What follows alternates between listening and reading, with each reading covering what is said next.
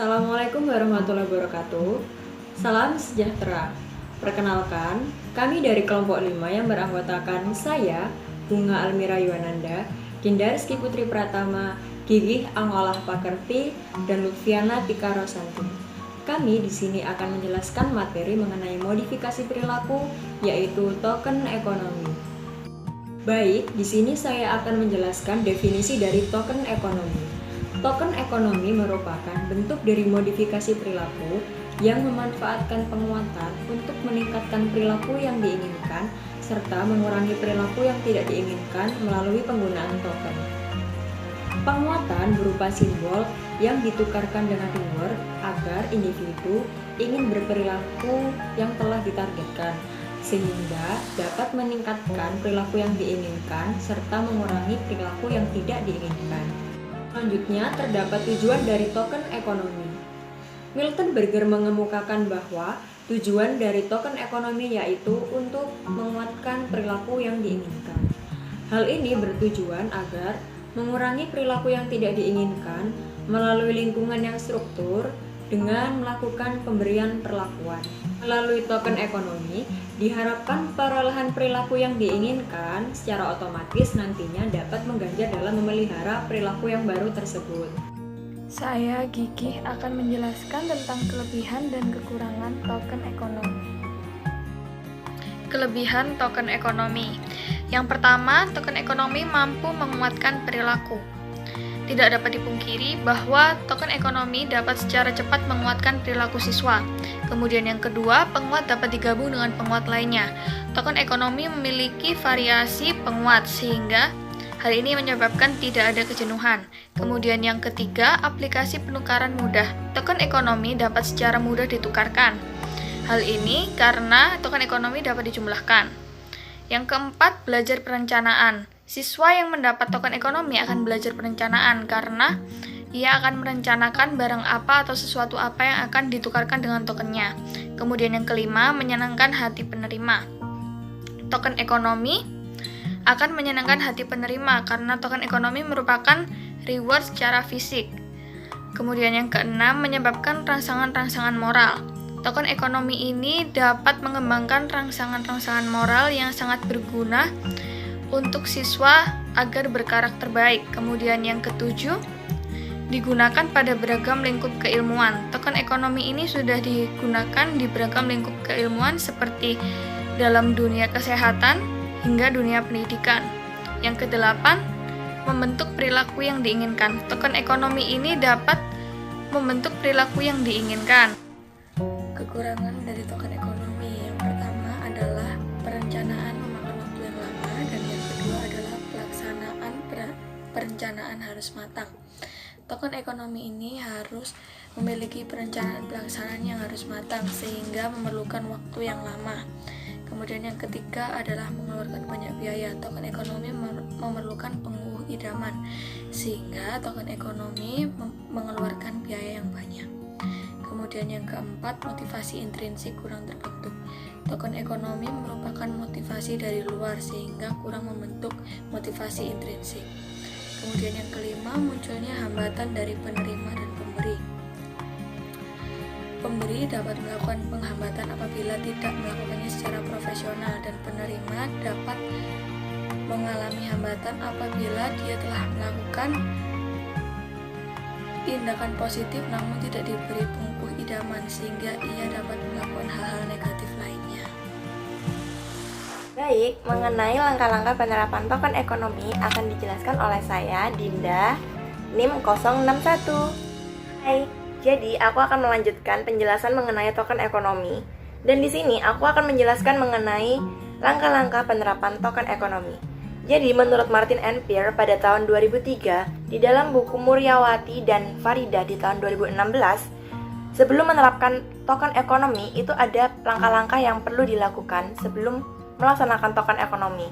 Yang pertama adalah mengidentifikasi perilaku subjek yang perlu dirubah.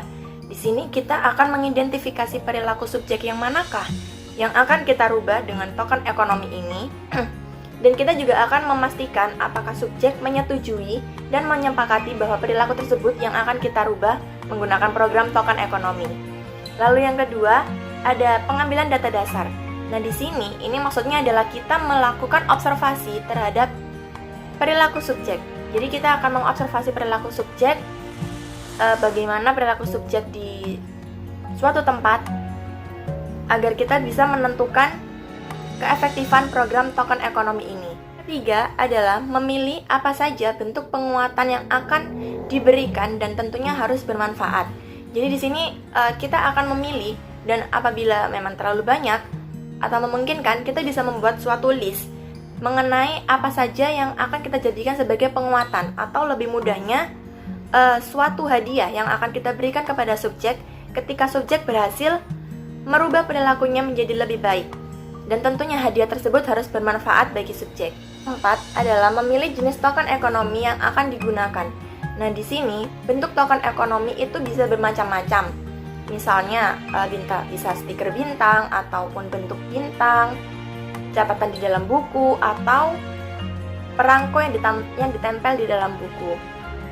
Jadi bentuk token itu bisa apa saja, tapi yang penting adalah bentuk token itu diusahakan agak sedikit sulit agar tidak mudah direplikasi oleh subjek. 5 adalah memilih lokasi atau tempat. Jadi token itu bisa diberikan di mana saja, asalkan token diberikan ketika target perilaku subjek itu telah muncul. Jadi sesuai dengan identifikasi perilaku di awal tadi, kita sudah memutuskan ingin mengubah perilaku subjek yang bagaimana. Nah, ketika perilaku subjek tersebut muncul, barulah kita bisa memberikan token tersebut kepada subjek. Jadi tidak ada lokasi khusus. Yang terpenting adalah kita bisa memberikan token kepada subjek ketika target perilaku yang kita inginkan untuk mengubah subjek itu bisa terjadi. Saya Lutfiana Tika Rosanti, NIM 193. Di sini saya akan menjelaskan mengenai aturan dan pertimbangan dalam melakukan token ekonomi. Menurut Soekashi pada tahun 1983, agar penerapan token ekonomi ini dapat berjalan secara efektif, maka perlu memenuhi beberapa aturan dan pertimbangan. Yang pertama yaitu hindari penundaan. Dalam pemberian token itu harus dilakukan secara langsung setelah perilaku sasarannya itu muncul. Yang kedua, itu berikan kepingan secara konsisten. Nah, dalam pemberian token ini harus secara kontinus atau terus-menerus dan konsisten. Hal ini bertujuan untuk mempercepat dalam peningkatan perilaku sasaran. Yang ketiga, memperhitungkan penguku dengan harga kepingan. Nah, hal ini perlu dipertimbangkan lagi. Banyaknya kepingan yang diterima itu cukup untuk ditukar dengan barang yang diinginkan oleh si target. Lalu yang keempat, persyaratan hendaknya jelas. Nah, sebelumnya itu si target itu diajak diskusi terlebih dahulu mengenai aturan-aturan dan persyaratan untuk memperoleh kepingan token tersebut. Nah, untuk aturan ini hendaknya itu menerapkan dengan jelas dan mudah untuk diikuti oleh si target. Lalu lanjut yang kelima, pilih penguku yang bervariasi dan kualitasnya memadai. Untuk hal ini, itu penguku merupakan benda yang usahakan itu sifatnya itu ringan, menarik, serta mudah untuk dibawa dan disimpan oleh si target. Lalu yang keenam, ada kelancaran pengadaan penguku hidaman. Nah, dalam hal ini dapat terselenggara dengan lancar tanpa hambatan untuk pemberian penguku idaman itu. Untuk slide selanjutnya nomor 7 yaitu pemasaran pengukuh idaman. Nah, sudah jelas ya, pemasaran itu harus memperhitungkan hukum permintaan dan penawaran. Untuk pengukuh yang bersifat banyak peminatnya sudah pasti itu jauh lebih berharga dan lebih tinggi nilainya dibanding pengukuh yang tidak ada peminatnya. Lalu nomor 8 yaitu jodohkan pemberian kepingan dengan pengukuh sosial positif.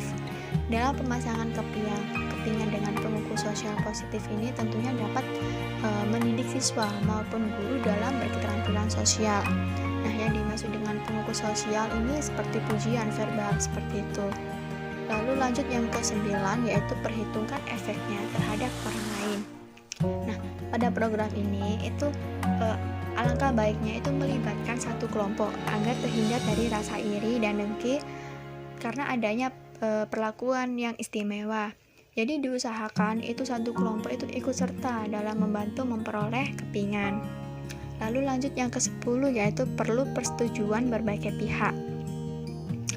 Nah, hal ini tuh harus perlu izin ya adanya izin dari pihak terkait seperti dari pihak sekolah, guru, orang tua, manajer, supervisor, atau orang-orang yang mengelola program. Hal ini juga penting sekali. Lalu lanjut, yaitu perlu kerjasama subjek. Nah, dalam pelaksanaan teknik ini, apabila aturan sudah dibuat jelas dan subjek tentunya pasti akan setuju pada program yang dilaksanakan. Hal ini tentunya membuat program semakin lancar dan membuat hasil yang semakin efektif juga. Selanjutnya pada slide berikutnya nomor 12 yaitu perlu latihan bagi pelaksana.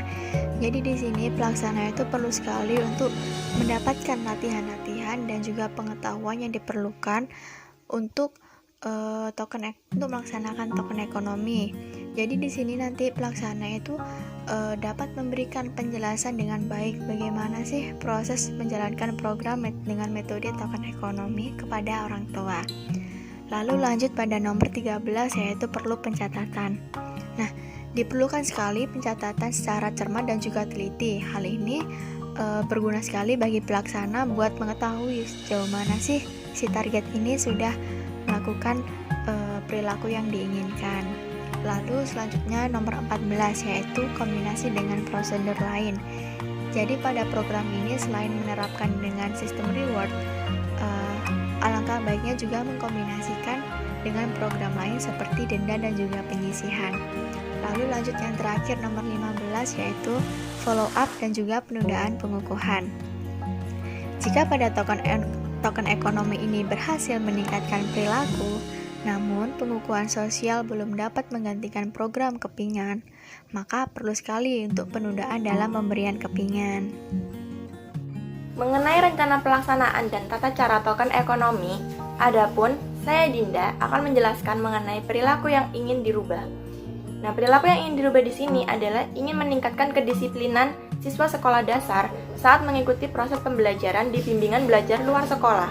Mengapa hal tersebut harus dilakukan? Hal tersebut harus dilakukan karena masih banyak siswa yang kurang disiplin saat mengikuti proses pembelajaran yang sedang berlangsung. Perilaku kurang disiplin di sini yang dimaksud adalah siswa masih sering datang terlambat, selalu menunda mengerjakan tugas, malas membaca materi, lalu juga masih sering terkecoh dengan hal-hal lain seperti sering bermain gadget, lalu juga sering berbicara dengan temannya sendiri. Maka dari itu, dengan melaksanakan token ekonomi, harapan kami adalah kami dapat meningkatkan motivasi siswa dalam proses pembelajaran yang sedang berlangsung, serta dapat meningkatkan kedisiplinan siswa tersebut. Sini saya akan menjelaskan bagaimana sih cara pelaksanaan menggunakan token ekonomi. Jadi di sini dalam melaksanakan modifikasi perilaku terdapat 6 perubahan perilaku yang akan diubah dengan menggunakan token ekonomi yang berupa stiker.